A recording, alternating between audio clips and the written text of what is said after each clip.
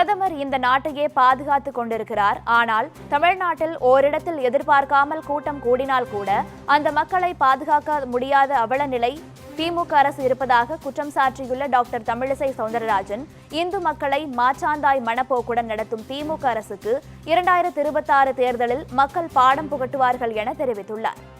இன்னைக்கு தமிழக முதலமைச்சர் அவர்கள் தீபாவளி இந்த அளவிற்கு மகிழ்ச்சியாக கொண்டாடுகின்ற ஒரு விழாவிற்கு வாழ்த்து சொல்லவில்லை என்பது வரலாற்று பிழை என்பதை நான் தெரிவித்துக் கொள்கிறேன்.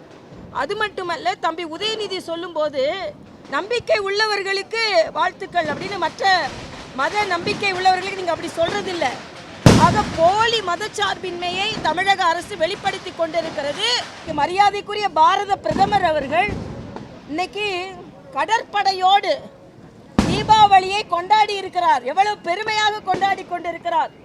நாமெல்லாம் குடும்பங்களோடு கொண்டாடி கொண்டிருக்கும் பொழுது அவர் கடற்படையோடு இந்த நாட்டை பாதுகாக்கின்ற வீரர்களோடு, அது மட்டுமல்ல, காற்றை விட வேகமாக போகின்ற விமானங்கள் எங்களிடம் இருக்கிறது, எங்களுக்கு நீர்மூழ்கி கப்பல்கள் இருக்கிறது என்று பெருமையாக சொன்னது மட்டுமல்ல, இவர்களால் தான் ஆபரேஷன் செந்தூர் என்று இந்த நாடு பாதுகாக்கப்படுகிறது என்று சொல்லிக் கொண்டிருக்கிறார்.